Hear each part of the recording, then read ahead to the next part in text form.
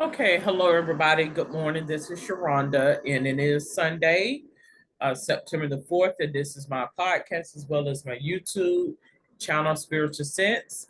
And in this YouTube channel, as well as podcast, I go over topics in regards to the paranormal, occult, supernatural. So I speak on a variety of topics, and for time purposes, I'm going to briefly dive into the topic for today.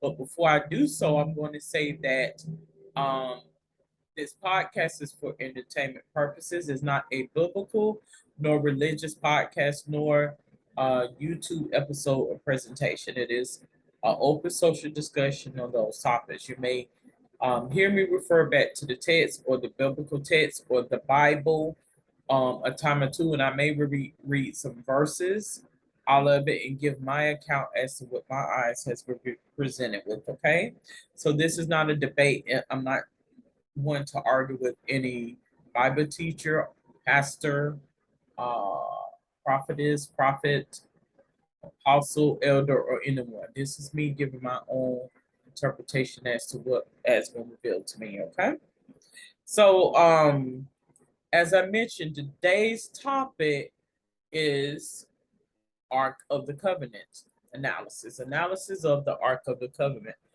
What exactly is the Ark of the Covenant?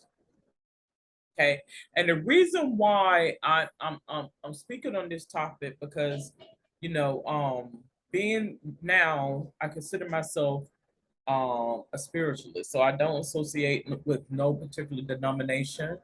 I've been to a variety of different denomination churches, and I'm not going to say one way or another. I just like to remain um neutral as possible, open minded, and a variety of different religious belief and organization as such. I don't feel like every religion is right. I don't feel like every religion is wrong.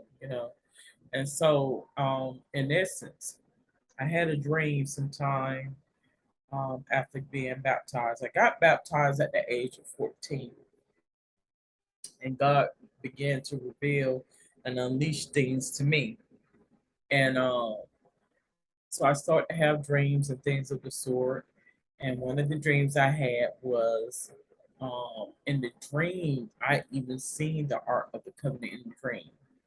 And I'm not going to go into a lot of details as to what was put within me in terms of that dream because number one, it's personal, and number two, um, it may be considered inappropriate and even downright racist or prejudice, if you may. But I'll just give you what he has put within me, he being the supreme being called God. Okay. So, first off, I'm going to start off with what the Ark of the Covenant is. I'm on Wikipedia, and it mentions that it's also known as Ark of the Testimony, Ark of God, and it is believed to be the most sacred relic of the Israelites and is described as a wooden chest covered in pure gold with an elaborately designed lid called the mercy seat. According to the book of Exodus, the ark contained the two stone tablets of the Ten Commandments. According to the New Testament of Hebrews, it also contained Aaron's rod and a pot of manna. So let's click on Aaron's rod because it is hyperlinked. It said Aaron's rod referred to any of the walking sticks carried by Moses' brother Aaron in Torah. The Bible tells how, along with Moses' rod, Aaron's rod was endowed with miraculous power during the plagues of Egypt that preceded the Exodus. There are two occasions where the Bible tells of the rod's power. Okay. So,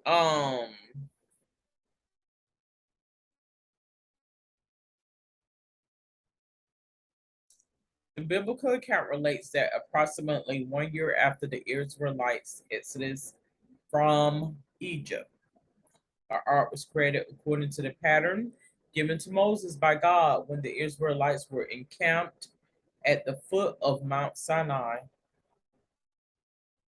Um, Thereafter, the gold-plated acacia chest was carried by its slaves by the Levites, approximately 2,000 cubits in advance of the people when the march or before the Israelite army.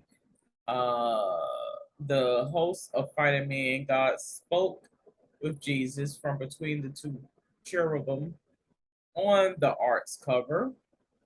It mentions as a biblical account, construction and description. According to the book of Exodus, God instructed Moses to build the ark during his 40-day stay upon the Mount Sinai.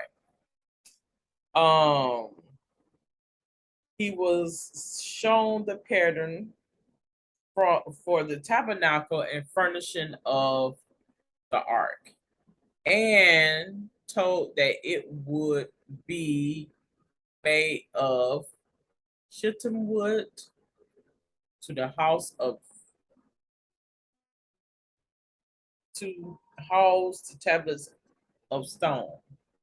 Moses instructed Bezalel and Aholiab to construct the ark.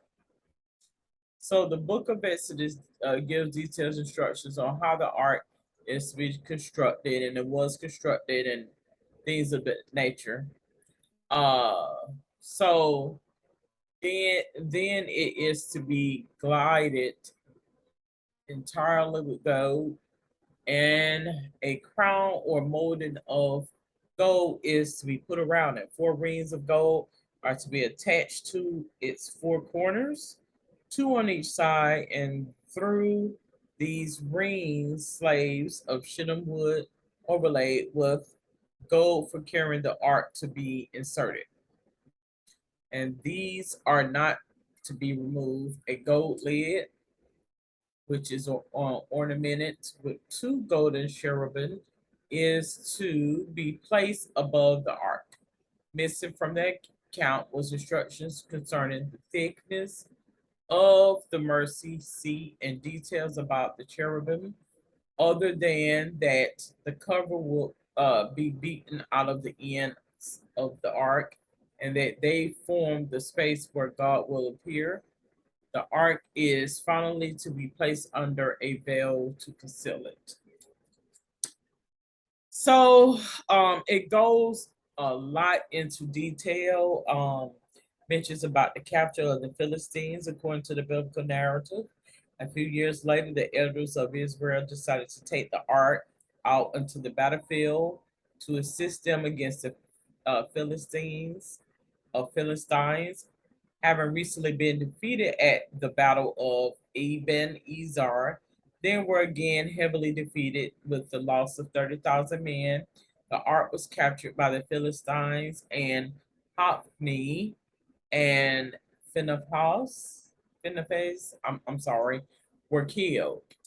The news of its capture was at once taken to Shiloh by a messenger with his clothes rent and with earth upon his head. The old priest Eli fell dead when he heard it, and his daughter-in-law, bearing a son at the time the news of the ark's capture was received, named him Ichabod, explaining the glory has departed Israel in reference to the loss of the ark. Ichabod's mother died at his birth. So um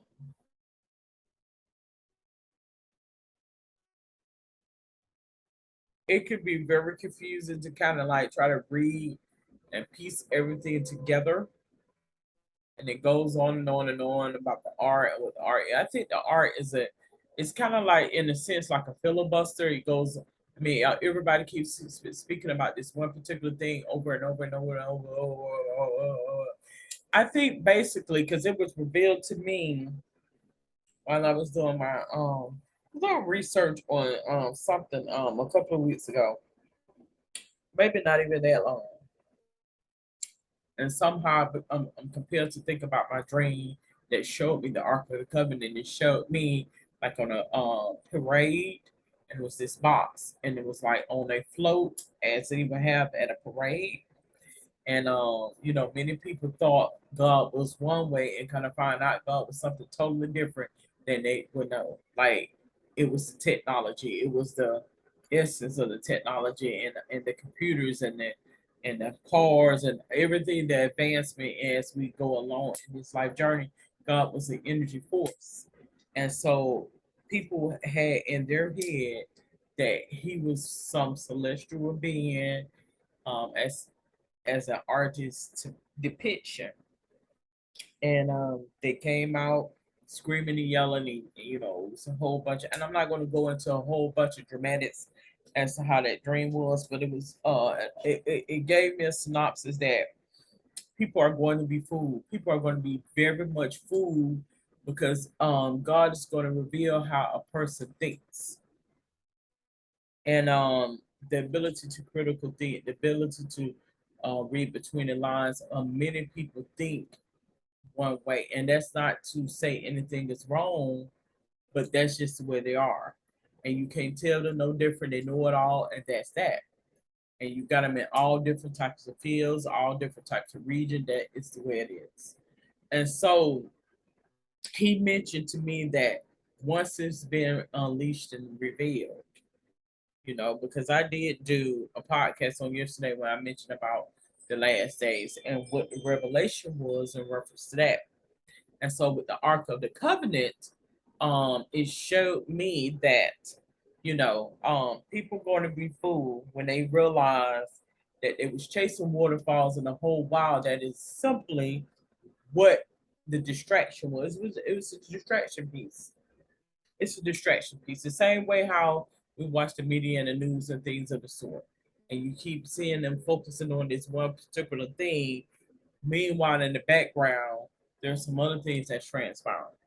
The Ark of the Covenant that was revealed to me literally maybe a week and a half ago at the most. I was sitting here, I was doing some research, and it might have came up, the dream or whatever came up and stuff, and it revealed to me that the Ark of the Covenant is, in a sense, is like a specific personal. It's like my word is bond, so to speak. You know how people say my word is bond. I give you my. This is like a kind of like a promissory note. I give you my binding contract or binding word. So basically, that's what that is. So when he reveals certain things to you, you keep it on the inside. Kind of like, how what happens in Vegas stays in Vegas, so to speak. So that's basically what that is. It's the God in you, it's the God within you, and certain things are unleashed and revealed to you. You keep it on the inside because everybody don't need to know that. And the ark is the arch of the angels. If you tell my damn business, you will mark the spot where you will lay. That's what it revealed to me. Kid you not. I kid you not. And it also revealed to me, as I mentioned, that a lot of these unforeseen spirits come around and they want to know what are we doing, and they begin to become jealous. They become jealous because in my time or my heyday, I was told da da da da da da. Now I touched bases on this on yesterday, so I'm gonna bring it up now. I was told da da da da da da, and then I see that y'all just relatively treat something that I died from.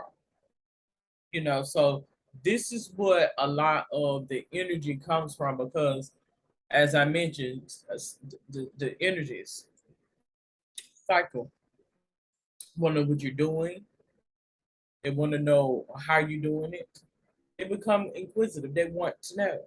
And do you think, do they feel any empathy? I'm not going to say all of them, but do you think those who have suffered has any capability of feeling true empathy and sorrow for you? No, they don't. And all enough, that's just the way it is. And so I think in essence a lot of that energy comes in because those are curious spirits. They're curious, they want to know. They want to know the things that I have agreed upon in my time and space. Why are y'all not transitional? So somebody has to lie. Because when those spirits begin to, and I'm talking about the unseen, put two and two together, then that's how you would know the biggest trick the devil ever pulled is what? Convincing the world he did not exist. As I mentioned, angels and demons are one and the same. It's a two-headed snake. I mentioned that before. So the art of the covenant is your bind, your binding agreement with the supreme being of all being called God. And once you unleash those spirits, he gonna let them do whatever he just choose and desire. Because I told you, da da da da da.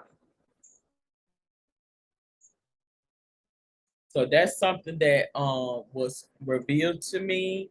You know, he took it mentioned to me how things happen in duality. Like I can speak in one way, but then I'm actually speaking in something else at the same time.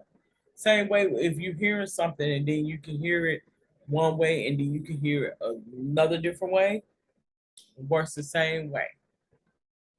And so in regards to the Ark of the Covenant. They putting all this emphasis into the Ark of the Covenant, but it's a language that is understood but not spoken. Um, Everything ain't for everybody because a lot of people, when you begin to read these biblical texts, they're not aware that a lot of it is applicable to them. And also, I like to mention that many of the authors and the people who wrote those biblical verses was battling some mental concerns as well as physical concerns. And this is a test, simply a test to get you to what? Critical thinking. So that's basically what that is. Just all in a nutshell. Okay. So I'm not going to be on this podcast too long, but I did mention that I was going to speak on that topic or this topic in regards to the Ark of the Covenant and what was revealed to me as to what that means. And if you have any questions, comments, or suggestions, you are more than welcome to comment below. Until then, have a safe and wonderful day. Good day.